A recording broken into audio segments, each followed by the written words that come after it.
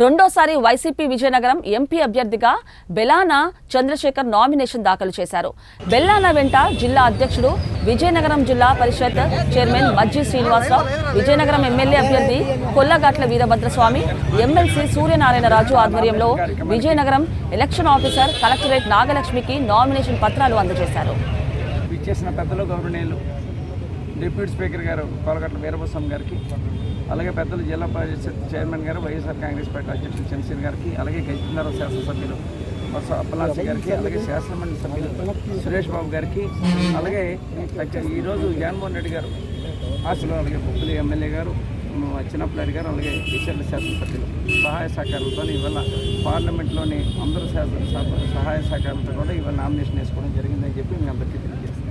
ఎందుకంటే గతంలో నేను 2019లో కూడా నేను పార్లమెంట్ సభ్యుడిగా ఎన్నికైన దగ్గర నుంచి కూడా 5 సంవత్సరాలు కూడా నిరంతరం కూడా ప్రజల్లో ఉంటూ మరి ప్రజల యొక్క ఏదైతే పార్లమెంటు నిధులు అయితే ఉన్నాయో ఆ నిధులన్నీ కూడా 7 నియోజకవర్గాలకు సమానంగా పంచిపెడతాం. అందరితో కూడా సర్పంచులతో ఎంపీటీలతో అందరితో కూడా ఇక్కడ కలిసిమెలిసి ఉండడం ఇవాళ నాకు కూడా పెద్ద ఎత్తున మళ్ళీ రెండోసారి కూడా నాకు పార్లమెంట్ సీట్గా ఇవ్వడం వల్ల కూడా నేను ప్రత్యేకంగా ముందు జగన్మోహన్ రెడ్డి గారి, పెద్దలు బొత్స సత్యనారాయణ గారికి మీ ద్వారా ధన్యవాదాలు తెలియజేసుకుంటూ మరి 7 నియోజకవర్గం సంబంధించి ఏదైతే బయట అమ్మవారు కానివ్వండి, అమ్మవారు కానివ్వండి, లేకపోతే భగవంతుని సహాయ సహకారాలు కూడా ఉన్నాయి. ఇవాళ జగన్మోహన్ రెడ్డి గారు చేస్తున్న సంక్షేమ కార్యక్రమాలు ఈ జిల్లా పార్లమెంట్ సభ్యులుగా గెలిపిస్తాయని చెప్పి నేను తెలియజేస్తున్నాను. ఎందుకంటే దేశంలో ఎక్కడ లేని విధంగానే విద్య కోసం కానీ, వైద్యం కోసం కానీ, లేదు రైతుల కోసం కానీ, లేదు సచివాలయ వ్యవస్థను కానీ, నాడు నేడు కానీ, స్కూల్ బిల్డింగ్స్ చేసే కార్యక్రమం కూడా ఎక్కడ కూడా దేశంలో ఎక్కడ లేని విధంగా ఇవాళ చేయడం జరిగింది.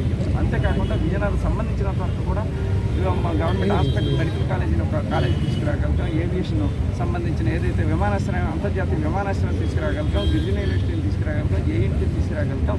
వాటితో పాటు విజయనగరంలో రైల్వే స్టేషన్ల ఆధునీకరణ కానివ్వండి, లేదు చిలుకూరు రైల్వే స్టేషన్ ఆధునీకరణ కానీ, బొబ్బిలి రైల్వే స్టేషన్ ఆధునీకరణ కానీ, లేదు అండర్ పాసేజీలు కానీ, ఓవర్ బ్రిడ్జిలు కానీ అన్నీ కూడా నా టైంలోని పార్లమెంట్ సభ్యులుగా ఉన్నప్పుడు, నేను ఎంపీగా ఉండేటప్పుడు మరి వాటితో పాటు కూడా నా నిధులు ఏవైతే ఉన్నాయో ఆ నిధులు కూడా 7 నియోజకవర్గాలకు కూడా సమానంగా పంచి మరి ఒక పార్లమెంట్ సభ్యుడిగా కూడా నేను ఎప్పుడు కూడా శాసనసభ్యులతో పాటు వాళ్ళు చేస్తున్న అభివృద్ధి కార్యక్రమాలు, లేదు వాళ్ళు చేస్తున్న సంక్షేమ కార్యక్రమం, లేదు వాళ్ళు తిరుగుతున్నప్పుడు పార్టీ గురించి తిరుగుతున్నప్పుడు గడప గడపకి తిరుగుతున్న కార్యక్రమాలు కానీ నిరంతరం కూడా వాళ్ళతో పాటు ఉండడం వల్ల ఇవాళ నాకు అందరూ కూడా పెద్ద ఎత్తున కూడా శాసనసభ్యులు కానీ, చైర్మన్ గారు కానీ అందరూ పెద్ద ఎత్తున కూడా నాకు సహాయక సహకారాలు అందిస్తున్నాం.